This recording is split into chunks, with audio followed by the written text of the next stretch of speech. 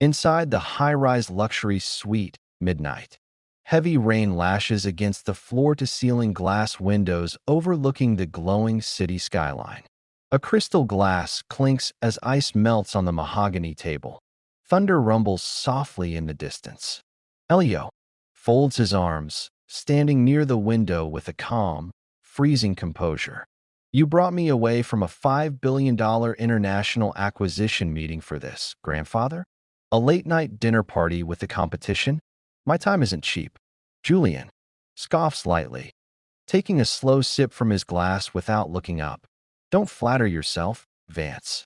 If I knew I'd be breathing the same stale air as Vance Global tonight, I would have brought an oxygen mask. You're not the only one whose schedule was ruined. Arthur Vance slams a thick, leather-bound document onto the glass coffee table. Enough. Both of you, shut your mouths and sit down. Look at yourselves. You're acting like children playing in a sandbox, instead of men running multi-billion-dollar empires. Charles Rhys, leaning forward, his voice low and heavy.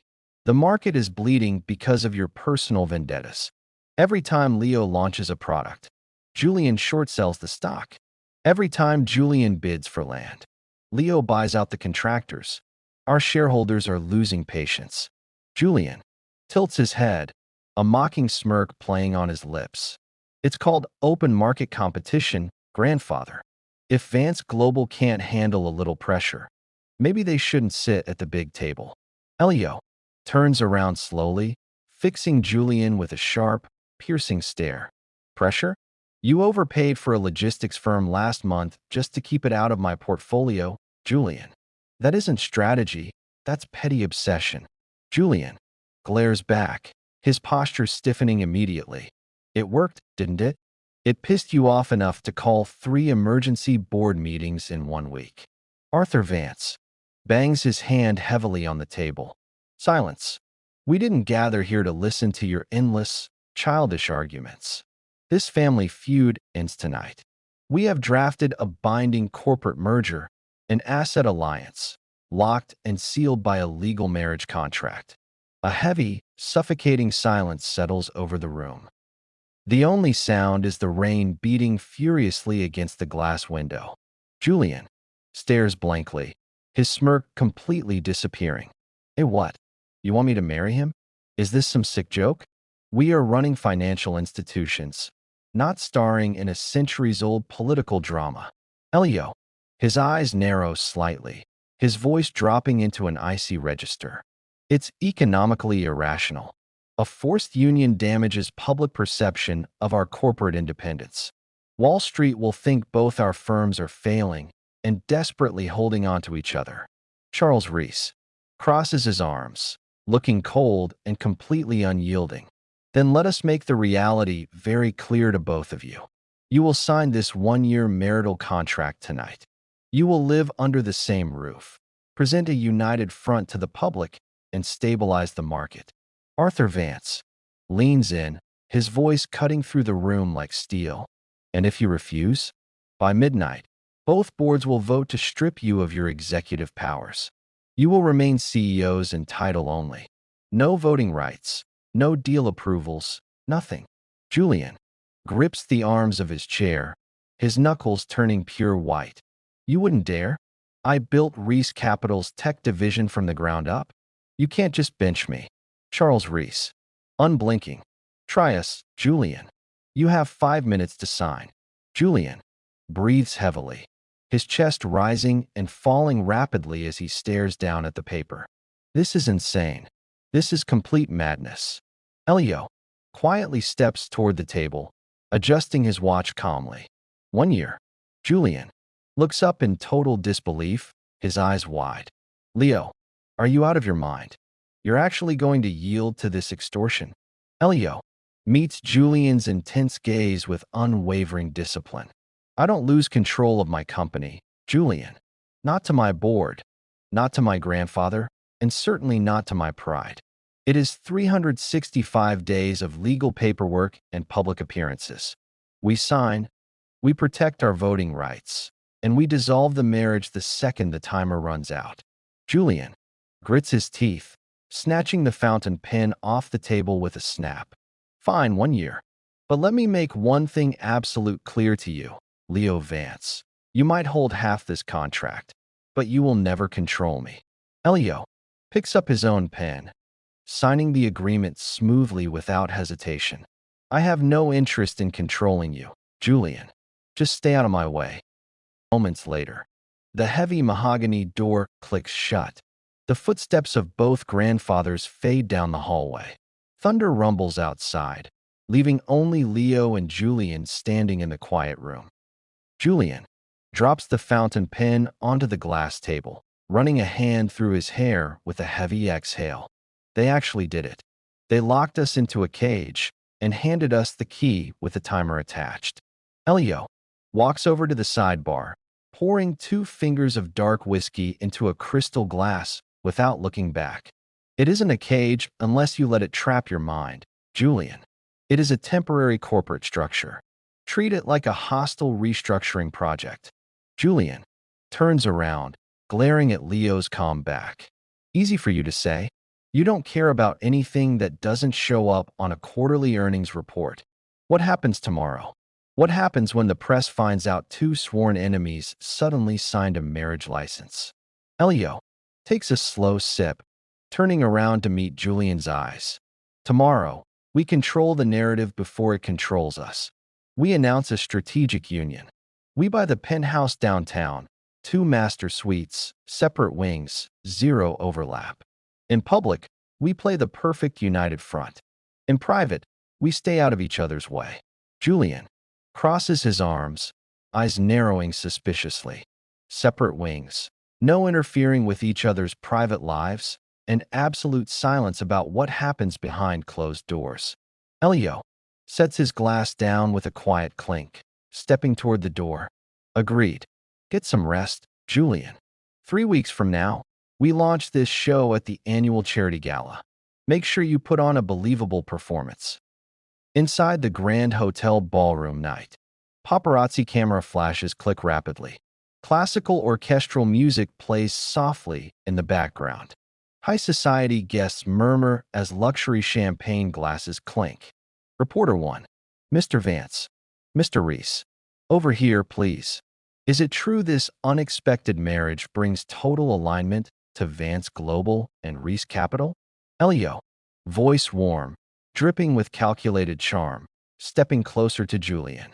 Our companies have always shared a mutual respect for growth. We are simply formalizing our shared vision for the market and for the future. Leo gently reaches out, his hand resting lightly against Julian's waist.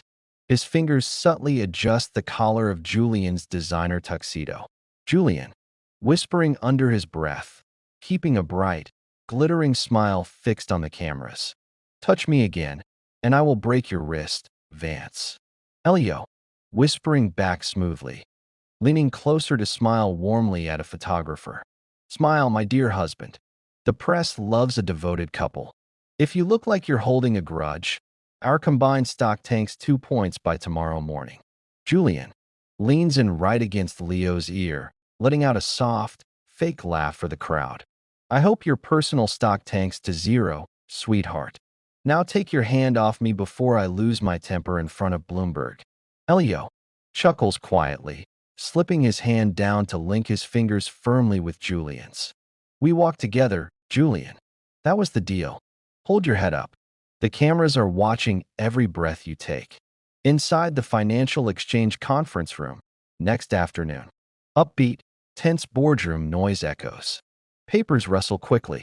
Digital market tickers hum overhead with rapid trades. Auctioneer, we have 350 million from Vance Global. Do I hear 360? Julian raises his paddle effortlessly, a confident, arrogant smirk playing on his lips. 400 million. Leo, slight pause, slowly turning his head to fix Julian with an icy, dangerous stare. 420 million. Julian crosses his legs calmly, looking entirely unbothered by the escalating price. 450 million.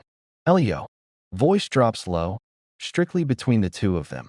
Julian, do not push this deal. It is a terrible valuation. You are overpaying for an asset that hasn't turned a profit in 2 full years. Julian leans forward over the dark mahogany table, eyes shining with fierce triumph. It isn't about the valuation, Leo. It's about sending a message. $500 million, cash. Sold to Rhys Capital. Thank you, gentlemen. It was an absolute pleasure doing business. Inside the executive elevator, moments later, the elevator chimes softly. Heavy glass doors slide shut. The mechanical hum of the elevator descending begins. Leo. The moment the doors seal, Leo steps forward instantly, trapping Julian against the glass wall. That tech acquisition belonged to Vance Global. You overpaid by $80 million, solely to spite me. Julian, unfazed, tilting his chin up until his face is mere inches from Leo's chest. Business is business, hubby. Did you forget who you married? I don't surrender. Not in the boardroom, and certainly not to you. Leo stares down at Julian's eyes, his breathing slowing as his gaze drops to Julian's lips for a fraction of a second. You think this is a game, don't you? You think you can burn capital just to test my patience. Julian. His heart stammers slightly at the sudden closeness, but his posture remains unyielding. I don't need to test your patience, Leo. I intend to exhaust it completely. Leo, stepping back slowly, straightening his suit jacket with cold precision. We will see how long your bravado lasts once we step into the penthouse tonight. Inside the luxury penthouse suite night, the heavy electronic front door lock chimes softly as it disengages. Leo steps into the grand, dimly lit penthouse foyer, holding the heavy glass door open. Julian walks past him, his leather dress, shoes clicking sharply against the polished marble floor. Rain continues to beat against the high penthouse windows. Julian stops in the middle of the open living room, running a hand through his hair with a long, weary sigh. So this is where we're trapped for the next year. The place is as cold and impersonal as your personality, Vance. Leo walks past Julian, casually unbuttoning his suit jacket and placing his keys on the island counter. It was chosen for security and privacy, not emotional comfort. The master suite on the east wing is yours. Mine is on the west wing. There is a full kitchen, a private office on each side, and a shared balcony in the center. Julian turns around, crossing his arms as he watches Leo with sharp eyes. And what about the rules? We survived the Gala press conference, and I just outbid you by $80 million at the exchange today. Are we pretending nothing happened? Or are you going to lecture me about corporate discipline again? Leo stops in his tracks, turning slowly to face Julian across the kitchen island. You burned 50% of your liquid reserves today just to beat me to an asset you don't even need. That isn't a victory, Julian. That is reckless pride. Julian steps back toward the counter, picking up his glass and swirling the dark amber liquid inside with a smirk. I have to hand it to you. Vance, you made a mistake there. Leo, his eyes narrow slightly, his posture locking in place. A mistake? I don't make mistakes when it comes to financial exposure, Julian. Julian leans casually against the kitchen island, a sharp, satisfied smile spreading across his face. You assume I drained Rhys Capital's liquid reserves to buy Horizon Tech. But you didn't check the funding structure, did you? Leo turns around completely, his voice cold and analytical. Explain. Julian takes a slow, deliberate sip, holding Leo's glare. I didn't touch our main liquid accounts. I routed 60% of that $500 million bid through an offshore subsidiary line of credit, backed by third-party tech collateral we secured 3 months ago. Rhys Capital's balance sheet hasn't dropped a single percentage point. Leo, silence lingers between them, the tension in the room shifting entirely as Leo recalculates. An off-balance sheet credit line. You set up a liquidity trap before the auction even began. Julian sets his glass down with a soft, echoing clink, walking slowly toward Leo. I knew you'd monitor my core reserves, Leo. I knew you'd expect me to overextend myself like an impulsive amateur. So I let you believe I was bleeding, while I secured the dominant market share in front of your entire board. Leo reaches out slowly, his fingers resting against the edge of the doorframe as he leans in slightly. Not bad, Julian. You used my own predictability against me. Julian.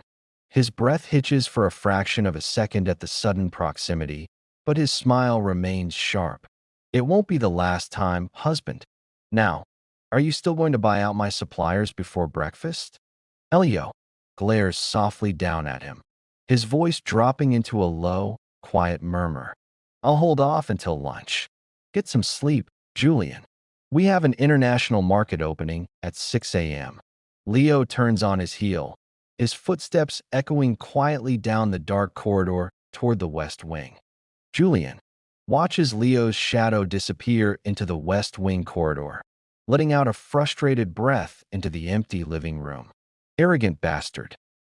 Inside the penthouse living room and balcony, 2 a.m. The quiet hum of the penthouse air conditioning fills the room.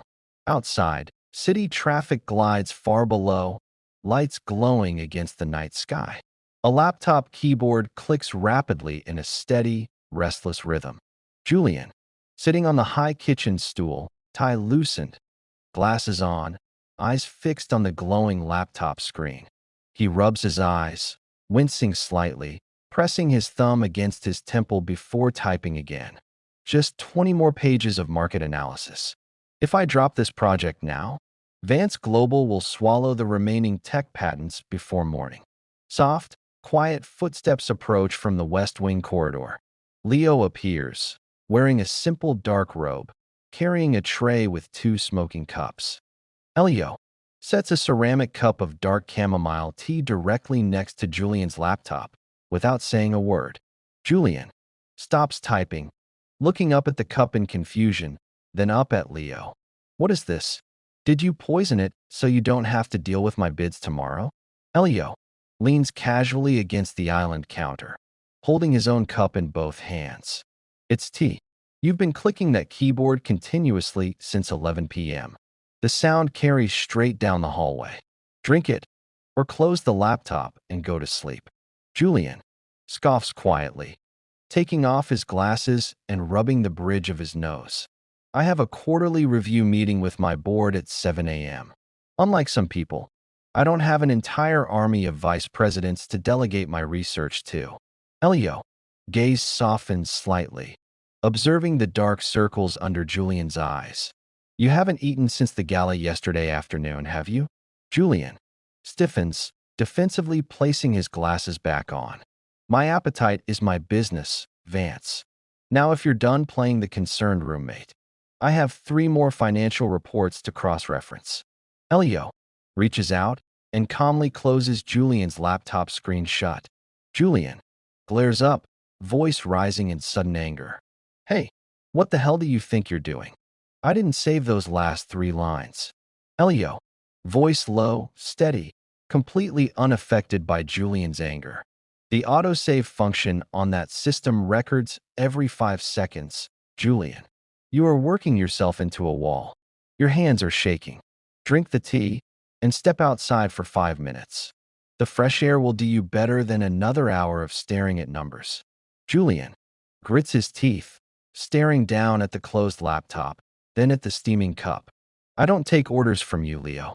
Leo turns around, walking slowly toward the open glass doors of the balcony. It isn't an order. It's a suggestion from someone who knows what happens when you burn out before the real fight even starts. Inside the penthouse balcony, moments later, a cool night breeze blows across the high balcony. The city hums below. Julian steps outside, holding the warm mug in his hands, leaning his elbows against the cool railing. Why are you awake anyway? Don't tell me my typing was actually loud enough to wake up the great Leo Vance. Leo, standing a few feet away, looking out at the skyline, his face pale under the moonlight. Migraine.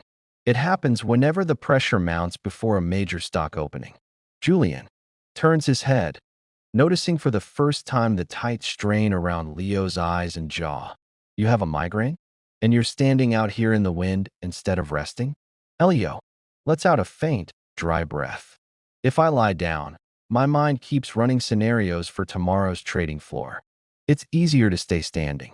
Julian quietly watches him, the defensive anger in his voice slowly fading away. You carry the whole company like you're immortal, don't you? Every decision, every board member, every stock fluctuation. Do you ever actually stop, Leo? Leo. Silence lingers for a long moment. Only the wind blowing past. If I slip, everyone falls, Julian. My grandfather, the shareholders, 5,000 employees whose livelihoods depend on Vance global stability. And now, whether you admit it or not, you're tied to that stability too.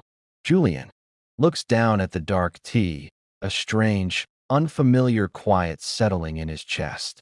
I didn't ask you to carry my weight. Leo turns his head slowly, meeting Julian's gaze in the dim moonlight. I know you didn't.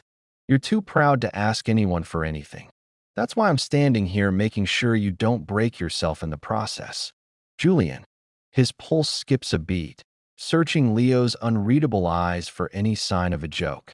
You're an idiot, Vance. Leo, faint, barely visible smile touches the corner of his lips. Drink your tea, husband. Next morning, 6 a.m. Morning sunlight streams through the floor-to-ceiling glass windows. The soft hum of a news anchor's voice echoes from the wall-mounted TV screen. News anchor VO. Following yesterday's shock tech acquisition by Rhys Capital, rumors are circulating that the newly announced merger between Vance Global and Rhys Capital is already on shaky ground. Insiders report heated disputes between CEOs Leo Vance and Julian Rhys. Julian, buttoning his crisp white dress shirt, standing near the kitchen island, glaring at the television. Insiders report, someone on my board leaked yesterday's auction argument to the media. Leo, walking in from the West Wing corridor, perfectly tailored suit, adjusting his dark silk tie with practiced ease. It wasn't your board, Julian. It was one of my senior vice presidents. Harrison. He's been trying to create a rift between us so the board can force a vote of no confidence. Julian stops buttoning his shirt, turning sharply toward Leo. Harrison, the one who sat right next to you at the auction? If he's leaking internal conflict to Bloomberg, our joint stock is going to take a 5% hit the second the bell rings at 9:30. Leo walks over calmly, turning off the television with a remote. Not if we control the narrative first.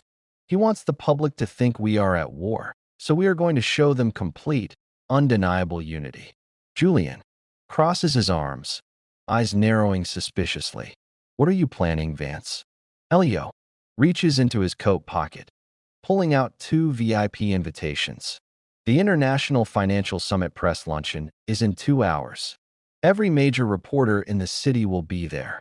We show up together, we do a joint press briefing, and we announce a unified expansion plan for Horizon Tech. Julian scoffs, stepping closer to Leo. A joint briefing?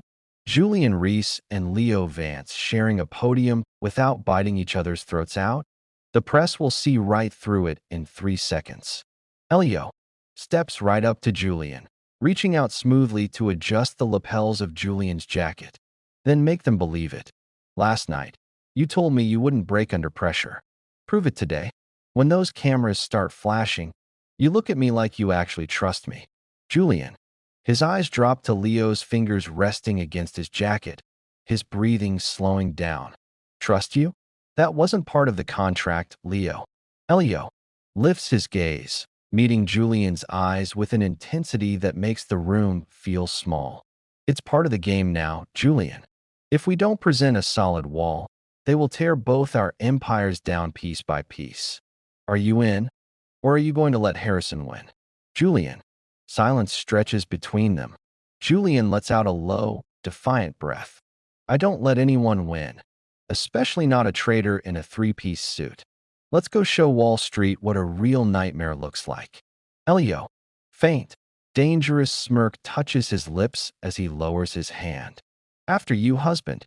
Julian stops right in his tracks, turning around sharply, his eyes flashing with sudden heat. Stop calling me that. Leo raises an eyebrow calmly, adjusting his cuffs without missing a beat. Calling you what? It's your legal status for the next 11 months, Julian. Get used to the phrasing before the reporters start using it every 2 minutes. Julian steps right up into Leo's personal space, voice dropping into a tight, furious whisper.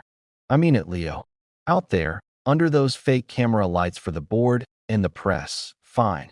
I'll play along to keep our joint stock from crashing.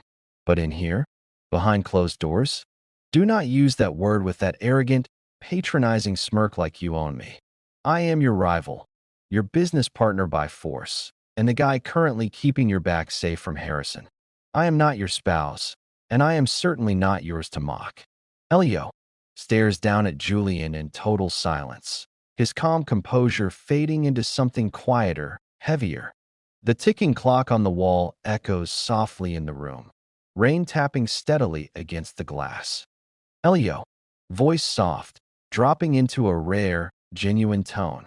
I wasn't mocking you, Julian. Julian blinks, caught off guard by the sudden drop in Leo's usual cold demeanor. Then what the hell are you doing, Vance? Leo meets Julian's fiery gaze with an unblinking intensity, reminding myself why I signed that paper in the first place. If I only saw you as my rival, I would have let my grandfather strip my voting power before I shared a roof with you. I signed because it was you. Julian. His breath catches sharply in his throat, his chest rising as he stares at Leo, completely speechless. What? Leo reaches out slowly, his fingers brushing past Julian's sleeve to open the front door. Call me whatever you want. Hit back as hard as you like. But don't pretend for a second that anyone else could stand next to me in this storm. Now, shall we go? Julian stares at the open doorway, his mind racing, trying to swallow down the sudden jump in his pulse. You're insufferable, Vance. Leo, faint, quiet breath escapes his lips as he steps into the hallway. I'll take that as a yes. Inside the International Financial Summit Grand Hall, paparazzi camera flashes burst continuously. Microphones crowd the polished podium. Dozens of financial reporters shout over one another as soft murmurs ripple through the crowd. Reporter 1. Mr. Vance, over here. Is it true that Harrison Sterling from your own board reported severe friction between you and Mr. Rhys regarding the Horizon Tech acquisition? Reporter 2. Mr. Rhys, did you overpay for Horizon Tech purely as a personal attack on your new husband? Julian steps up to the center microphone, leaning in with a calm, razor-sharp smile. A personal attack? If securing a dominant 40% market share in next-generation green tech is considered a personal attack, then I suggest Bloomberg reevaluate its financial analysts. A brief silence falls over the press corps as Julian's confidence takes over the room. Julian turns slightly toward the side of the stage, catching Harrison Sterling's glaring eyes in the crowd. Vance Global and Rhys Capital didn't unite to play defense. We united because when our resources merge, we eliminate the competition before they even reach the trading floor. Isn't that right, Leo? Leo steps seamlessly up beside Julian, placing a light, deliberate hand on the back of Julian's waist. Precisely. And as for Mr. Sterling's comments, Harrison has always struggled to see the larger picture, which is why as of 8 a.m. this morning, the board has officially reassigned his oversight portfolio to our joint venture team. Gasps echo through the room. Harrison's face in the crowd turns pale with sudden shock. Reporter 1. Are you saying Harrison Sterling has been demoted? Leo, voice smooth, icy, and completely unyielding into the microphone. I am saying that Vance Global does not tolerate internal leaks or weak links. Julian and I are in total alignment. Anyone who attempts to drive a wedge between our firms will find themselves on the outside looking in. Leo turns his head slowly, looking down at Julian with an unreadable, intense gaze right in front of 50 flashing lenses. Leo, whispering softly near Julian's ear, just loud enough for the closest mics to pick up the low tone. You handled that crowd beautifully, Julian, whispering back through a fixed, dazzling press smile, his heart beating fast. Don't get used to it, Vance. You still owe me for taking out your board trader in public. Inside the Summit VIP holding room, 10 minutes later, the heavy double doors swing shut, cutting off the roaring noise of the press outside. Harrison Sterling stands waiting inside, his posture rigid with fury. Harrison, slamming his tablet onto the glass table. You stripped my executive oversight. In front of the entire national media, Leo? I have served Vance Global for 15 years. You can't ruin my reputation for this fake political marriage. Leo walks past him calmly, pouring a glass of water without even glancing at Harrison. You tried to short our stock from the inside, Harrison. You leaked false reports to crash our shares, hoping to buy them back at a discount during the merger confusion. You didn't just cross me. You crossed Julian. Julian leans back against the doorframe, crossing his arms with a dark, dangerous smirk. And taking a swing at my husband's company means taking a swing at mine. Your credentials have been revoked, Harrison. Security is outside to escort you off the premises. Harrison glares between the two of them, breathing heavily with pure rage. You two were trying to destroy each other 3 weeks ago. Now you're standing here acting like a unified empire. It's a lie. Wall Street will see right through this facade. Leo sets his glass down with a heavy, final clink, stepping into Harrison's path. Wall Street sees $500 billion in combined market cap. Harrison, now leave, before I make sure you never sit on another corporate board in this country.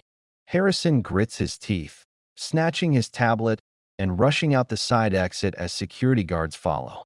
The room falls completely quiet. Only the low hum of the air conditioning remains. Julian lets out a quiet, slow breath, looking over at Leo with a raised eyebrow. My husband's company. I thought I told you to stop using that word. Leo turns around slowly, looking at Julian across the quiet room. You used it first just now, Julian. Taking a swing at my husband's company. Those were your exact words to Harrison. Julian stiffens slightly, realizing what he just said, his cheeks warming. It was tactical. I was playing the room. Leo takes 2 slow steps toward him, his voice dropping low and quiet. Keep telling yourself that, Julian, because for a tactical performance, you looked awfully protective of me out there. Julian turns his head away quickly, staring at the glass window to hide his flushed face. Protective? Don't flatter yourself, Vance. I was protecting my investment. If your board collapses, my shares take a hit. That's simple arithmetic. Leo steps closer, stopping just an inch behind Julian, his presence warm against the cool glass. Arithmetic. Is that what it was when you stepped in front of those microphones before I even reached the podium? Julian. His posture remains stiff, but his breathing hitches as he feels Leo standing right behind him. I hate waiting for slow people to do a job I can finish in half the time. Now step back. You're invading my space. Leo doesn't move, looking at Julian's reflection in the tinted glass window. We have dinner with your grandfather tonight, Julian. Arthur wants to see the marital residence. He's coming to the Penthouse at 8 p.m. Julian spins around sharply, his chest almost brushing against Leo's suit. Tonight? Why the hell didn't you tell me earlier? Arthur wrote this damn contract. He knows it's business, but if he walks in and sees us living in completely separate wings like total strangers, he'll claim we're violating the terms and trigger that board vote. Leo remains entirely unbothered, his dark eyes holding Julian's panicked gaze, which is why your things are currently being moved into the main suite as we speak. Julian stares at Leo in absolute, stunned disbelief, his jaw dropping open. My things are being moved into your suite. Without my permission. Are you completely insane, Leo? Leo reaches out calmly, straightening the lapel of Julian's jacket. Arthur didn't build a multi-billion-dollar dynasty by being gullible. He's coming to audit our living arrangements. He will look in the closets. He will check the master bedroom. He will look for any excuse to prove we aren't taking this alliance seriously. For the next 24 hours, we share one room. Julian grits his teeth, stepping back and glaring at Leo with pure fire. One room, one bed. I swear, the moment this contract ends, I am taking half your net worth just for mental damages. Leo, faint, unreadable smirk touches his lips as he walks toward the exit. You're welcome to try, Julian. I'll see you at home at 7. Don't be late. Julian watches the door swing shut after Leo, running a hand through his hair with a sharp, exasperated laugh. Home. God, I am going to end up murdering him before the year is out. Evening, 7:30 p.m. The sleek double doors of the West Wing Master Suite stand open. Suitcases lie open near the expansive walk-in closet. Luxury designer suits from Rhys Capital's finest tailors now hang directly alongside Leo's dark, tailored wardrobe. Julian, standing in the middle of the massive bedroom, hands on his hips, staring at the single king-sized bed in disbelief. This is a joke. You have a 6,000 square foot penthouse with 5 unused rooms, and your idea of staging is putting all my clothes next to yours and leaving one blanket on the bed? Leo, stepping out of the bathroom, wearing a crisp dark dress shirt with the top button undone, rolling up his sleeves. Arthur Vance doesn't inspect guest bedrooms, Julian. He inspects living habits. If he walks into the master suite and sees 2 separate duvets or half-empty drawers, he'll write it off as a stage show for the public. He wants to see that we are forced to deal with each other every single hour. Julian crosses his arms, glaring at the bed like it's a battleground. Well, I'm taking the right side. And if you cross the center line while you're asleep, I'm throwing you onto the marble floor. Leo walks over calmly, picking up his watch from the nightstand and fastening it onto his wrist. I don't toss and turn, Julian. Although considering your coffee intake today, I'm more concerned about you keeping me awake with your restless pacing. The sharp chime of the penthouse doorbell echoes through the high ceilings from the main foyer. Julian, his shoulders stiffen instantly, his head snapping toward the hallway. He's early. Leo steps right up to Julian, reaching out smoothly to unbutton the top 2 buttons of Julian's dress shirt. Julian slaps Leo's hand away defensively, stepping back. What the hell are you doing? Leo, voice steady, eyes locked onto Julian's. You look like you're heading into a criminal trial, Julian. Relax your posture. Arthur wants to see a couple living together after a long day at work, not 2 corporate executives waiting for an execution. Take a breath. Let me handle his questions. You just play along. Julian lets out a slow, sharp breath, fixing his collar with a forced composure. I don't need you to fight my battles with Arthur. I can handle your grandfather just fine. Leo, faint, barely visible trace of approval glints in his eyes. Good. Then let's go give him his audit. Inside the penthouse living room, minutes later, Arthur Vance stands near the floor-to-ceiling glass windows, his silver-topped walking cane resting heavily against the floor. He turns slowly as Leo and Julian walk out together. Arthur Vance, his sharp, weathered eyes narrow as he scans the 2 of them, his voice raspy and authoritative. You're 10 minutes late opening the door. I trust you weren't scrambling to hide the fact that you're living in separate quarters? Leo walks over smoothly, pouring a glass of scotch from the bar island. We were settling in after the Financial Summit press conference, grandfather. If you came here expecting to find us breaking contract, you're going to be disappointed. Arthur Vance scoffs, stepping closer, looking directly at Julian. And you, Rhys? You looked comfortable enough on television this morning, tearing my senior vice president to shreds. Are you finding this arrangement manageable? Julian steps up right beside Leo, taking a glass of amber liquid from the counter with a cool, flawless smile. Manageable is an understatement, Arthur. Harrison Sterling was a liability to both our balance sheets. Removing him wasn't personal, it was good business. As for living here, Leo and I have reached a very clear understanding. Arthur Vance leans on his cane, staring intently at the way Julian and Leo stand shoulder to shoulder. An understanding? Or a truce? Because the market doesn't buy truces, Julian. They buy stability. I didn't force this merger so you two could run parallel lives under one roof. I expect total integration. Leo steps forward slightly, his voice dropping into that heavy, commanding tone. The market responded with a 4% bump in our joint stock today, grandfather. Harrison is gone. The tech acquisition is secured, and the board is silent. Our private life is serving its purpose. You have your stability. Now let us run the companies. Arthur Vance stares at Leo for a long, heavy moment, then slowly lets out a low hum of satisfaction. You always did know how to deliver results, Leo. He turns toward the foyer, his cane tapping against the marble floor. I'll be watching the quarterly returns next month. Don't make me come back here. The heavy front door closes behind Arthur, leaving the penthouse in sudden, absolute quiet. Julian lets out a long, heavy breath, leaning back against the kitchen counter. God, that old man has the aura of an executioner. Leo sets his glass down, looking over at Julian with a quiet, lingering stare. You didn't back down, not even for a second. Julian tilts his chin up, a soft smirk returning to his face. I told you, Vance. I don't surrender. Not to Harrison, not to your board, and definitely not to your grandfather. Leo steps closer, stopping just in front of him. Come on, husband. Let me show you where your things were placed.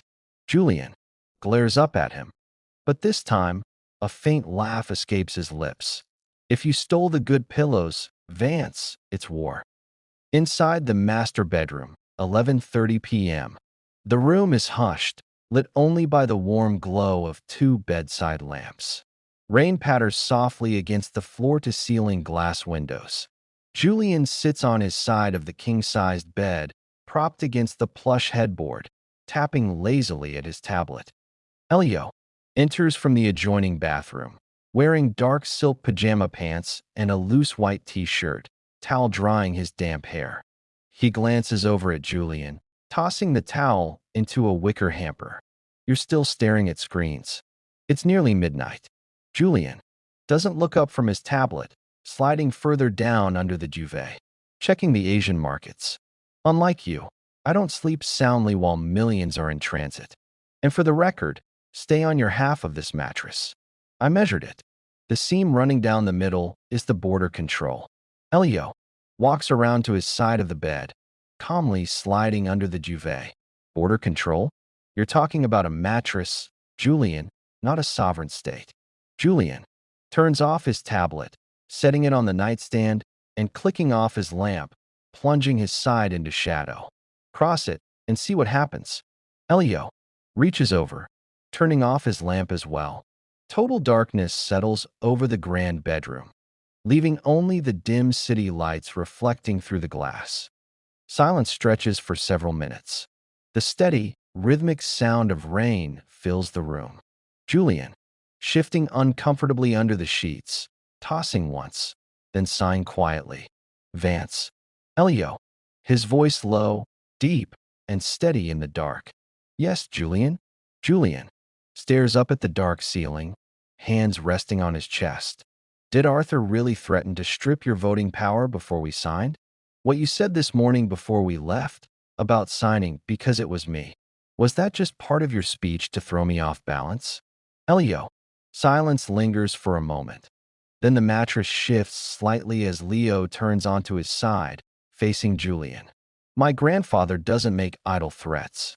He had the board votes lined up to force me into a proxy battle. He offered 3 different corporate families for this merger. I rejected all of them. Julian turns his head on the pillow, his eyes adapting to the dark, staring at the shadow of Leo's face. Why? Leo, voice dropping into a quiet, almost velvet cadence. Because those families would have agreed to everything I said. They would have let Vance Global eat them alive just to hold a seat at the table. I didn't need a lapdog, Julian. I needed someone who wouldn't crumble the second the pressure rose. I needed someone who could stand across from me and hit back just as hard. Julian. His heart gives a strange, sudden thump against his ribs, the room suddenly feeling much smaller. So you picked your worst enemy just to keep yourself entertained? Leo. A quiet, faint exhale, almost a laugh. I picked the only person in this city who actually matches my stride. Go to sleep, Julian. We have a long year ahead of us. Julian stares at Leo's shadow in the dark, pulling the blanket up slightly higher, his chest tight with feelings he refuses to name. Good night, Leo. Leo, softly, into the quiet darkness.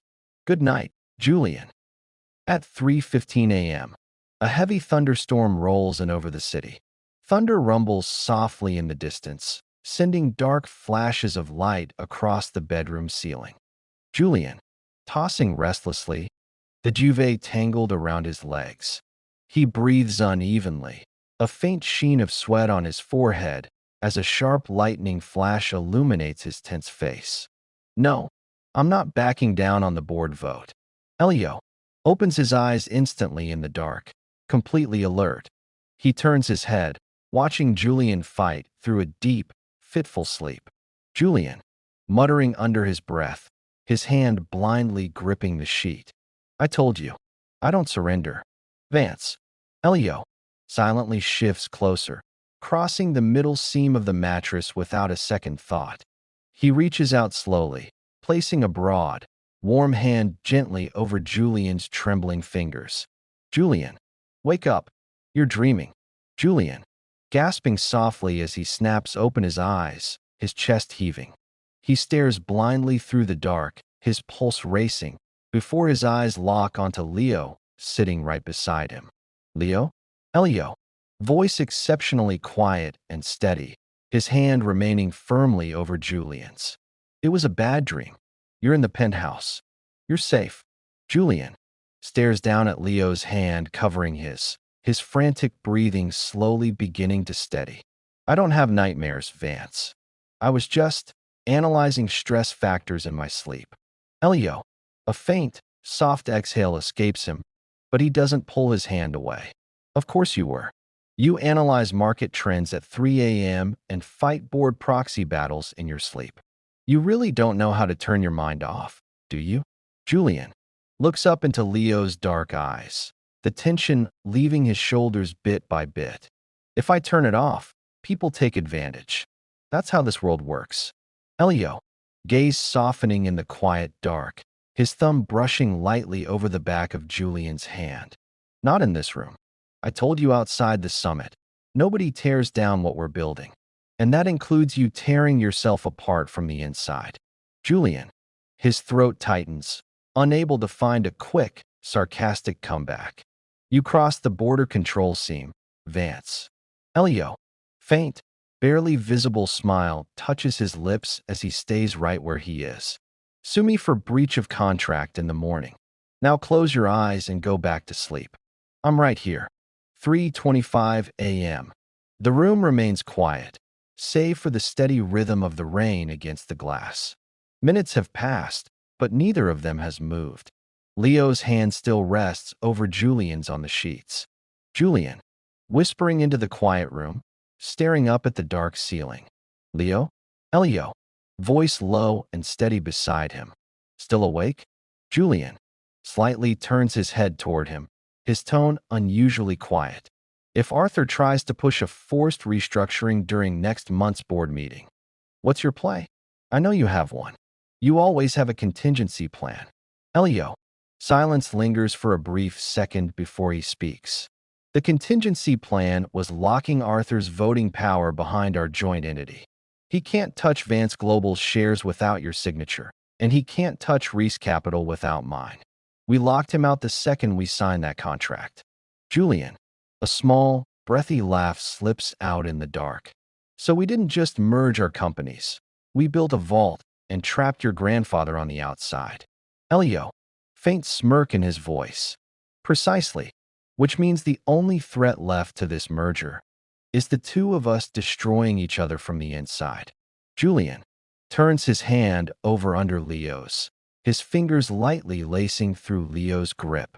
Then you better make sure you don't give me a reason to destroy you, Vance. Leo squeezes his hand gently in response, his thumb tracing the back of Julian's knuckles. I don't intend to, Julian. Now stop worrying about the board and let yourself rest. At 7:45 a.m., bright morning sunlight filters through the sheer curtains, casting warm geometric shadows across the bed.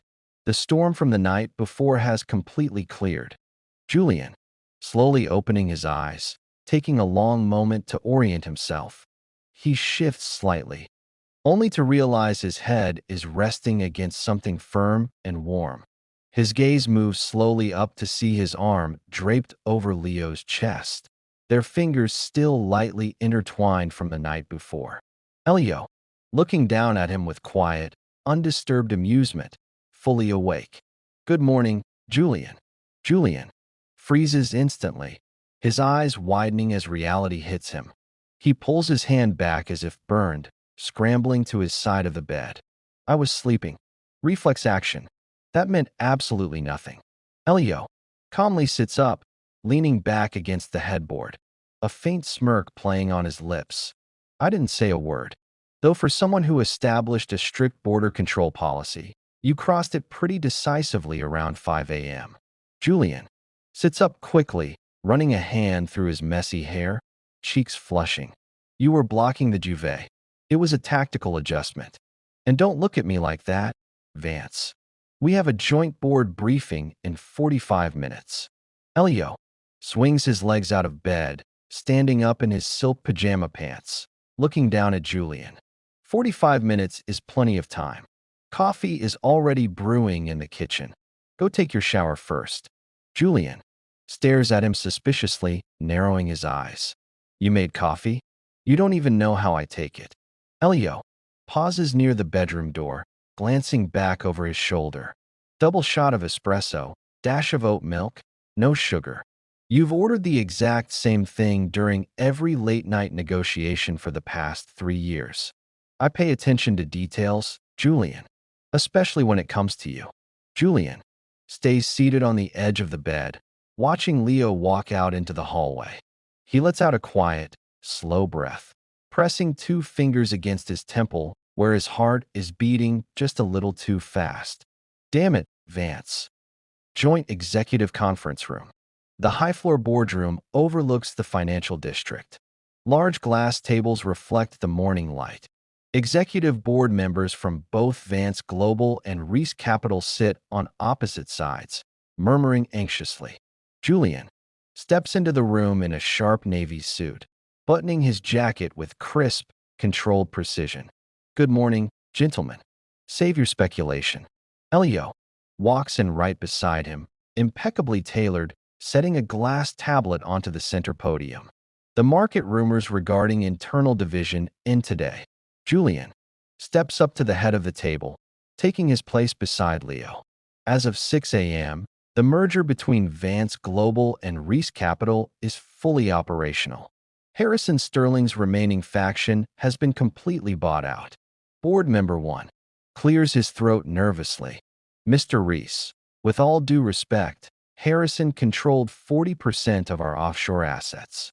How did you liquidate his position so quickly without triggering a SEC inquiry? Leo leans forward slightly, his voice smooth, dark, and utterly dominant. Because Julian and I executed a joint proxy tender before the opening bell. Every asset Harrison held was absorbed into our shared holding firm. Julian glances at Leo, a razor-thin, satisfied smirk touching his lips, which means there is no longer a Vance side or a Rhys side of this table. There is only us.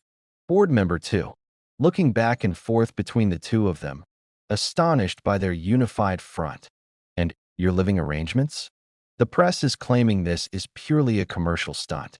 Leo reaches out calmly, sliding a dark leather folder across the marble table. That is our cohabitation deed, signed and verified by state registrars. Julian and I reside at the Vance Penthouse. Julian composes his posture, meeting the eyes of every executive in the room. If anyone on this board questions the legitimacy of this partnership again, your resignation will be on my desk by noon. Meeting adjourned. At 2 p.m., Vance Global Executive Office. The high-floor office is flooded with afternoon light. Glass doors lead to a private balcony. Julian sits at the wide mahogany desk reviewing financial portfolios, while Leo stands near the window, reviewing a contract on a tablet. Julian, without looking up from his screen, tossing a blue pen onto the desk. Your grandfather's legal team sent over 3 amendments to the joint holdings contract during lunch. They're trying to slip in an oversight clause for Vance Global's board. Leo turns around slowly, walking over to Julian's desk. I already had my counsel reject them before they reached your inbox. Arthur is probing for cracks after this morning's show of force. Julian leans back in the leather chair, looking up at Leo with an arched eyebrow. Prompt. I almost thought you were going to let your grandfather slide on that one. Leo places both hands on the edge of Julian's desk, leaning down slightly. I don't let anyone undermine our agreements. Julian. Not Arthur, not the board, and not you. We have a press gala tonight at 8. Be ready by 6:30. Julian smirks slightly, meeting his gaze without flinching. A press gala? You really love putting us on display, don't you, Vance? Leo, voice low and steady. The public needs to see us together outside the boardroom. Go home early, get changed. I'll meet you at the Penthouse at 7. 7 p.m., Penthouse living room. The Penthouse is quiet, bathed in the amber glow of the setting sun casting long shadows across the hardwood floors. Julian stands near the floor-to-ceiling windows, perfectly tailored in a sleek black tuxedo, adjusting his silver cufflinks. Leo enters from the primary suite, wearing a matching midnight blue tuxedo, adjusting his bow tie with quiet precision. He stops a few feet away, his gaze sweeping over Julian with calm, unhurried appreciation. You clean up well, Julian. Julian turns around, letting his hand drop from his sleeve, a cool, wry smile playing on his lips. I always look pristine, Vance. It's part of the brand. Though I have to admit, blue suits you better than Arthur's shadow. Leo. Faint smirk appears as he walks over, picking up 2 glasses of sparkling water from the side table. Arthur won't be at the gala tonight. He knows better than to crash an event hosted by our joint venture. Julian takes a glass, his fingers lightly brushing Leo's. Good. 1 executioner per day is my limit. So, what's the official story when the press pack swarms us at the red carpet? Are we playing the passionate newlyweds or the calculated power couple? Leo takes a slow sip, his dark eyes holding Julian's gaze. We don't need to play a character, Julian. We just walk in together, stand shoulder to shoulder, and let them try to find a crack in the foundation. They won't find one. Julian slightly tilts his head, his voice softening into a low, challenge-laced murmur. Confident, aren't we? Leo sets his glass down, taking a single step closer until the distance between them vanishes. I know who I'm standing next to. Shall we? The motorcade is waiting downstairs. Julian looks at Leo for a beat, his heart executing a familiar, stubborn thud before he mask recovers seamlessly. After you, partner. 8:15 p.m., Metropolitan Charity Gala, Grand Ballroom. Flashing camera lights blind the entrance as heavy glass doors open. Dozens of press reporters and photographers press against the velvet ropes, shouting questions over the roar of the crowd. Reporter 1, shouting over the camera shutters. Mr. Vance, Mr. Rhys, is it true this marriage was rushed to prevent a hostile takeover of Rhys Capital? Reporter 2, is this a genuine marriage or a corporate merger wrapped in a ring? Julian? Julian steps onto the red carpet, effortlessly placing a calm, relaxed hand on Leo's lower back as cameras flash rapidly. His voice is smooth, amplified by the nearby microphones. If you checked our third-quarter earnings report, you'd know Rhys Capital isn't capable of being taken over by anyone. Leo gently places his hand over Julian's hand at his waist, looking down at him with a seamless, polished smile that sends the press into a frenzy. We build a firm that controls 40% of the regional market. We don't make business deals out of desperation. We make them out of absolute confidence. Reporter 3, lifting a microphone higher. So there's real affection between the two of you? Not just board seats? Julian leans in slightly toward Leo, a soft, razor-sharp smirk playing on his lips. I wouldn't share a penthouse with a man just for a board seat, darling. Leo lowers his head slightly, speaking close to Julian's ear, low enough for only Julian and the closest mics to catch. He's right. He's much too expensive for that.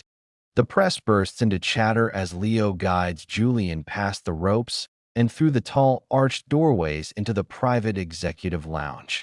In the private executive VIP lounge, the heavy oak doors close behind them, cutting off the deafening noise of the reporters. The lounge is dim, decorated with dark velvet couches and quiet low lighting. Julian immediately drops his hand from Leo's waist, taking a long breath as he rests against the edge of a mahogany bar. That reporter from the Daily Sentinel almost got a shoe to his face. Rushed to prevent a takeover? Please. Leo walks over to the bar, pouring 2 fingers of scotch into a heavy crystal glass, a faint, genuine smile on his face. You handled it brilliantly. Placing your hand on my back was a nice touch. Unscripted. Julian looks at him, loosening his tie by a fraction of an inch. It was tactical, Vance. It shut them up instantly. Leo steps closer, handing the glass to Julian, his fingers lingering against Julian's as he hands it over. It didn't just shut them up. It made every executive in that ballroom realize we are untouchable. Julian takes the glass, holding Leo's intense dark gaze. We're good at this. Better than I thought we'd be. Leo, voice dropping into a low, steady murmur. We're good at it because it isn't entirely an act, Julian. And you know it. 11:30 p.m., Penthouse Primary Suite. The high-rise suite is silent except for the low hum of the rain beginning to fall outside once again. City lights glow softly through the glass. Julian stands by the side of the bed, sliding his tuxedo jacket off and draping it over the back of an armchair. Julian, unbuttoning his collar, his voice quiet in the dim room. You shouldn't say things like that when we're surrounded by reporters, Leo. Leo takes off his bow tie, setting it on the dresser, turning around to face Julian with steady, unhurried steps. I didn't say it for the reporters. I said it because it's true. Julian pauses, his hand lingering on the top button of his shirt as Leo stops, just inches away. We signed a contract, a 1-year commercial alignment. If we start blurring the lines between corporate strategy and whatever we lose our edge. Leo reaches out slowly, his fingers catching the loose edge of Julian's unbuttoned collar, gently straightening it. You think this makes us weaker? Tonight, Arthur's allies watched us in that room. They didn't see a fake alliance, Julian. They saw 2 people who would burn down the entire market before letting anyone stand between them. Julian, his chest rises and falls sharply, looking up into Leo's dark eyes, his breath hitching slightly. That's business. That's self-preservation. Leo, his hand moves from Julian's collar to the side of his neck, his thumb lightly tracing along Julian's jawline. Is it? When you looked at me on that carpet, when you let me hold your hand, was that just self-preservation? Julian stares at him, unable to pull away, his throat tight as the silence stretches between them. Leo? Voice dropping into a low, quiet murmur as he leans down slightly, his lips inches from Julian's. Tell me to stop, Julian. Tell me it's just a contract, and I'll step back right now. Julian grips the lapel of Leo's shirt, his knuckles turning white, but he doesn't push him away. I'm not telling you to stop. The atmosphere in the room shifts instantly. The silence is thick, broken only by the faint pattern of rain against the glass. Leo, His gaze drops to Julian's hand gripping his lapel, a slow, quiet intensity washing over his features. He closes the last fraction of distance between them, pressing his lips firmly against Julian's in a deep, unhurried kiss. Julian exhales sharply against Leo's mouth, his fingers tightening on Leo's shirt before pulling him closer. His voice is a low murmur as they break apart for a single second, breathing the same air. You really are a bastard, Vance. Leo. A faint, quiet laugh vibrates in his chest, his hand winding firmly around the back of Julian's neck, holding him in place. You knew what you were getting into when you signed. Leo pulls Julian back into the kiss, deeper this time. Julian lets out a quiet breath, completely abandoning any remaining pretense of corporate distance as he slides his arms around Leo's shoulders. The duvet on the bed gets tangled as they shift, moving together without the restraint or cold calculation that governed their day. 12:15 a.m. The room is back to a quiet, dim stillness. City lights cast long silver lines across the bed sheets. Julian, lying on his side, his head resting against the pillow, quiet, steady breathing filling the room. He looks at Leo lying beside him, their shoulders almost touching. The border control policy is completely dead, isn't it? Leo turns his head on the pillow, reaching out to softly trace his thumb along Julian's forearm. It expired 40 minutes ago. No more contracts in this bedroom, Julian. Julian. A small, genuine smile touches his lips in the dark. He turns his hand over, closing his fingers around Leo's. Good. Because lawyers are terrible in bed anyway. Leo smirks slightly in the dark, squeezing Julian's hand. Go to sleep, partner. We have Arthur's board showdown in 2 weeks. Julian closes his eyes, pulling the blanket higher over them both. Let him try. 2 weeks later, the high-floor executive boardroom is filled with tension. Rain streaks the floor-to-ceiling glass windows overlooking the city skyline. Arthur Vance sits at the head of the conference table, surrounded by his personal legal counsel and allied board members. Arthur, slapping a leather-bound legal dossier onto the table, his voice booming across the silent room. This merger was built on a lie, a commercial fiction designed to manipulate the stock market and strip the board of its rightful oversight. Julian, sitting calmly at the opposite side of the table, casually sliding a fountain pen between his fingers. You've been repeating that line for 2 weeks, Arthur. Do you have a legal standing, or are you just here to disrupt our morning? Arthur glares at Julian before turning his sharp eyes toward Leo. I am exercising Clause 14 of the Vance Global Charter. As the founding chairman, I am calling for an emergency board vote to invalidate the joint entity and force a full audit of Rhys Capital's offshore holdings. Leo leans back slowly in his chair, completely unbothered, his arms resting on the armrests. Clause 14 was rendered obsolete 24 hours ago, Arthur. Arthur, narrowing his eyes, his posture stiffening. What are you talking about? Leo glances at Julian with a subtle, unified nod. Go ahead, Julian. Tell him. Julian opens his tablet, tapping the screen to project a series of verified legal documents onto the central wall display. Yesterday, at 4 p.m., Vance Global and Rhys Capital completed the final phase of our equity exchange. Our joint entity now holds 62% of total voting shares. He looks directly at Arthur, a calm, victorious smile touching his lips, which means your founding chairman status no longer carries veto power. You don't have the votes to force an audit, and you don't have the standing to call for a board vote. Arthur, his face pales as he looks at the display, turning to his head counsel. Is this true? Leo stands up slowly, buttoning his suit jacket as he addresses the entire room. Your legal team missed it because you were too busy looking for cracks in our personal life. He walks over to Julian, placing a firm, supportive hand on the back of Julian's chair. Arthur Vance is hereby removed from executive board operations. Security will escort his counsel out of the building. This meeting is officially adjourned. Later that evening, the penthouse living room is quiet and dimly lit, with the city lights shimmering outside the floor-to-ceiling windows. Julian sits on the couch, his suit jacket off, unbuttoning his cuffs. Leo walks in carrying 2 glasses of whiskey. Leo hands a glass to Julian, sitting down beside him on the sofa. Arthur's legal team officially withdrew their appeal 20 minutes ago. It's completely over.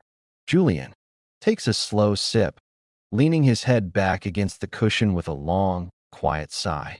We actually did it. Locked out the chairman, stabilized the stock, and took complete control of both boards. Leo sets his glass on the coffee table, turning to look at Julian. We did, which brings us to the original contract, our 1-year arrangement. Julian pauses, his posture tensing slightly as he looks over at Leo. What about it? We proved it works. The public believes it, and the board can't touch us. Leo reaches out, gently taking the whiskey glass from Julian's hand and setting it aside on the table. I don't care about the board anymore, Julian. And I don't care about the press. He bridges the small distance between them, sliding his hand up to cup Julian's cheek. That contract was built on fake terms to protect our companies. I don't want fake terms with you anymore. Julian. His breath catches softly, his eyes searching Leo's face in the warm, dim light. Are you tearing up our agreement, Vance? Leo, voice low, deep, and steady as his thumb softly traces Julian's lip. I'm replacing it. No timelines, no border controls, no corporate strategy. Just you and me. For real this time. Julian. A soft, breathy laugh escapes him. A genuine, relaxed smile breaking across his face as he wraps his arms around Leo's neck. Took you long enough to admit it, Leo. Leo smirks slightly, pulling Julian close as he leans down to kiss him. I was just waiting for you to catch up. The next morning, soft daylight fills the penthouse master suite. Julian wakes up slowly, feeling Leo's arm wrapped around his waist. No borders, no barriers. Julian, staring up at the ceiling with a calm, contented smile, shifting slightly in Leo's hold. He turns his head, looking at Leo, who is already awake, watching him quietly. So, no contract, no rules. How does the CEO of Vance Global handle a morning without a strategic agenda? Leo pulls Julian a fraction closer, pressing a quiet kiss to his temple, his voice gravelly with morning warmth. I start by canceling our 9 o'clock meetings. Julian laughs softly, shaking his head. The financial market will think we're dead. Leo smirks slightly, his hand resting against Julian's neck, eyes dark and steady. Let them speculate. From now on, Julian, we run things on our own time. Julian lifts a hand, tangling his fingers in Leo's hair, pulling him down into a soft, unhurried kiss. I can live with that.